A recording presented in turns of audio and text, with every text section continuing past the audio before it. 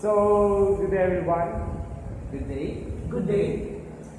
Kami mga researchers ng Site Laboratory from Los Angeles, Nueva Ecija. So Ngayon, ipe-present namin ang aming research about sa biodiversity. And itatry namin kunin ang opinion ng mga ating kapwang Pilipino about sa topic na yan. So, let's see. Okay, let's go. Good morning po, Miss. Kami po yung mga researchers from Site Laboratory. So, nag-aaralan po namin yung biodiversity specifically. So, gusto lang po namin marinig yung ideas niyo. About biodiversity. May question na po kami sa inyo. May alam ba kayo tungkol sa biodiversity? meaning, the definition. So, kapag marinig nyo yung salitang biodiversity, ano yung unang pumapasok sa inyong isipan? Life. Life. Species. Uniqueness. Uniqueness and differences. Survival. Yes. So, third question is, Variation. kung iisipin nyo, para sa inyo, ano ang itsura ng mundo kapag wala ang mga living organisms o yung mga may buhay?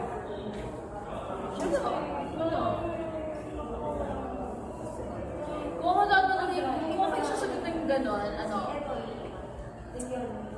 imagine, kumuha ka ng uling from yung sa pugon, tapos yung uling na may bagat, sa bumusog ng tubig. Parang gano'n lang. Kasi wala as in wala. Kung sabihin mo na walang buhay, maski halaman na basta. Parang nonsense. Against left ng earth, walang living. So, para sa inyo, malaki ang kahalagahan ng biodiversity or yung mga may buhay? So, marami pong salamat sa inyong time.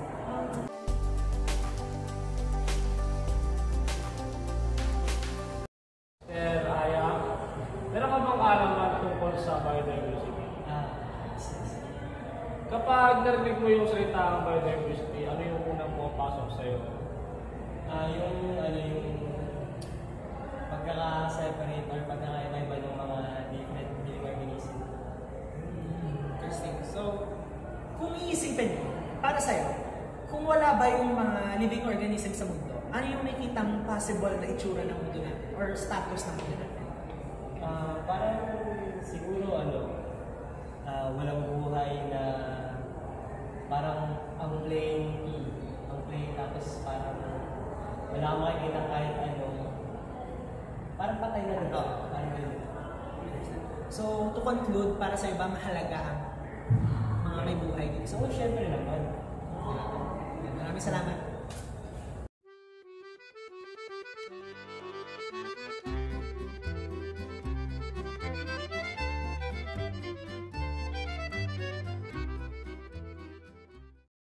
May idea ba kayo sa word na biodiversity? Yes.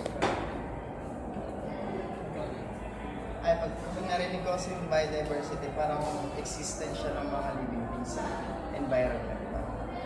So, ikaw yan. Kung marinig mo yung salitang biodiversity, ano yung napasok sa isa? Para sa akin, para siyang different kind of species na nagsasama sa isang environment. Parang ganun yung biodiversity. Correct. So, sa inyo, kung imagine nyo, ano ang magiging itsura ng mundo kapag wala ang mga living organisms or mga may buhay? Para sa inyo na.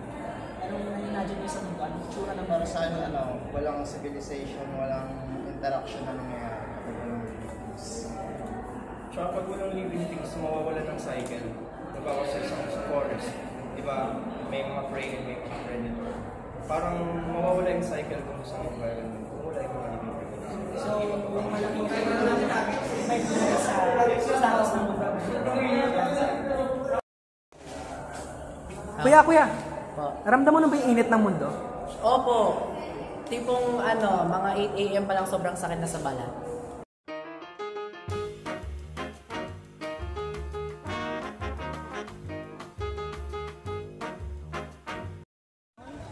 questions na ako for you.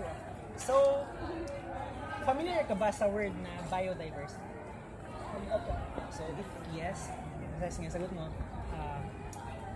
Kung may describe mo ba ang word na biodiversity, ano yan? Or kapag marinig mo ng for the first time, yung biodiversity, ano may isip mo?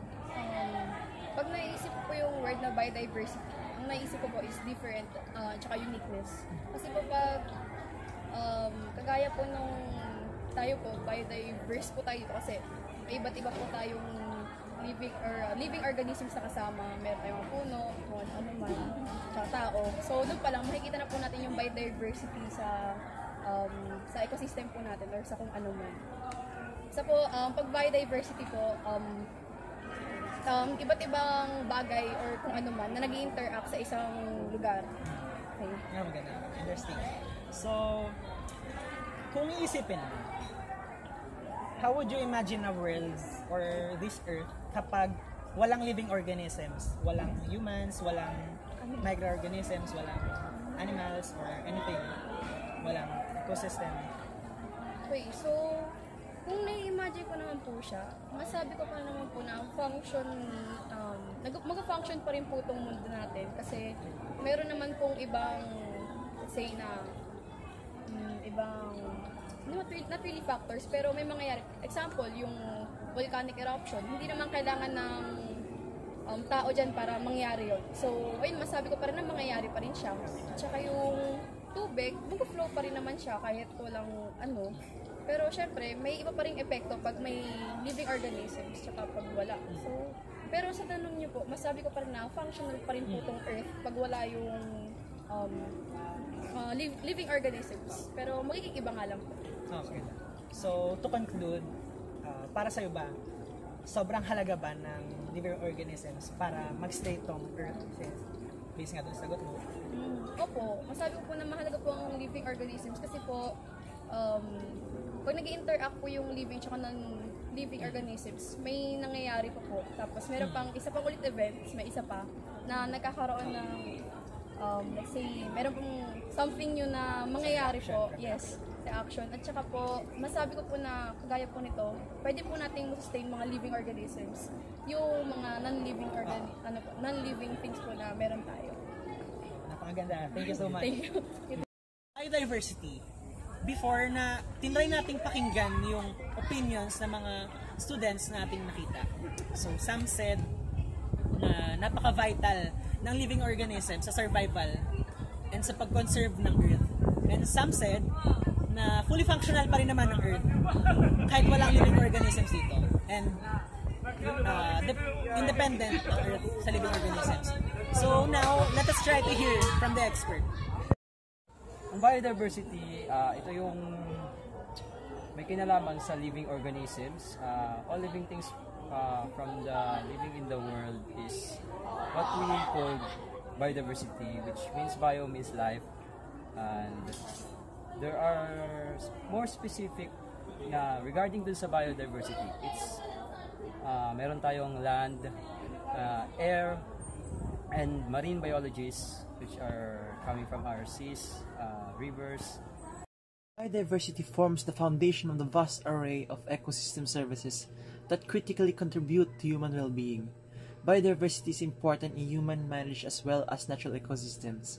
So basically, biodiversity is the foundation of ecosystem services to which human well-being is intimately linked and is the foreground of all things living on this earth. I'm one member of Lucis in Science and Technology. So, what are the common factors or the effects of global warming and climate change in a society or biodiversity? So, biodiversity is composed of human and also animals, plants, wherein they are responsible in creating a community. Also an industry, so we are responsible sa mga nangyayari or mga distractions like mga factory or kahit yung simpleng pagtatapon ng basura sa tabi-tabi makaka-affect siya sa biodiversity kasi yung pollution na gawa rin ng tao is ma-affect yung mga industry. Yung mga factory, for example, nagkakos ng pollution dahil may mga illegal na din-dispose yung basura at yung mga tao sa paligid, kahit yung mga animals and plants makaka-apekto. At also sa climate change, ayan yung magpapabago-bago yung klima ng panahon.